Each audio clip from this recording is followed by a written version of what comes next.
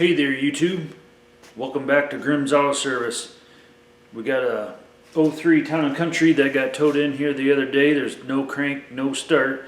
We had to decide where to start checking, so I printed off the wiring diagram for the starter. We've got Pro Demand here. You can see I printed off the starting circuit, and it's a fairly simple circuit here.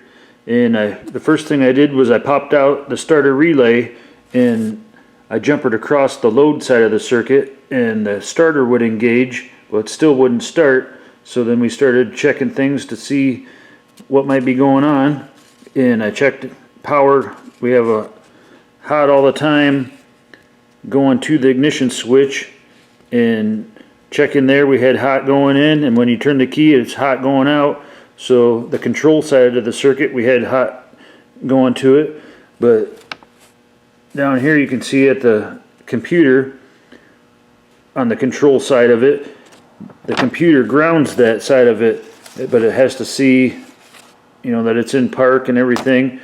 So we were checking some of that stuff, but then I was checking to see if we had ground going to the PCM. I just wrote down, I didn't print it off, but the two grounds at connector 1 and connector 2 at pin 10 and pin 50, and I checked pin 10 first and we had a good ground. I put a headlight bulb in there to put a load on it to make sure it was good, and I went to pin number 50 and I'll show you what I found here. Pin number 10 was up here in C1, and I loaded that and it lit up a headlight bulb. When I went to check pin number 50 in the C2 connector, I was just gently pushing the wire over so I could see to back probe into it, and this is what I found. If you look, I'm barely pushing that connector. Like this one, you can push it pretty hard and, you know, it doesn't move at all.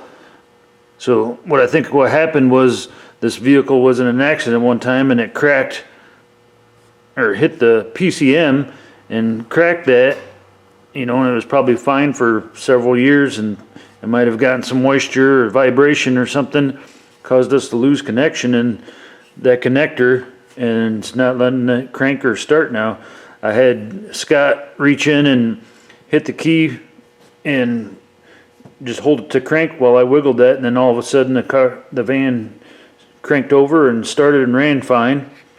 Right now I can't show you that because we've got the battery out of it, so I could tip the power distribution center to the side because we were back probing there to check resistance and everything from the connectors on there to the PCM. So sometimes you start at the wrong end of the circuit. I started at the ignition switch and ended up being at the total opposite end. I was thinking it was probably the ground going to the PCM, but well, technically it kind of was, but it's actually just a connection, so we're going to have to see about replacing the PCM in this.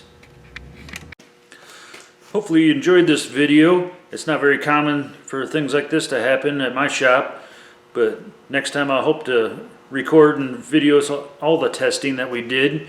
I'm sorry we only got to show you what we actually found at the end. But if you like, please subscribe and like our videos. Thank you.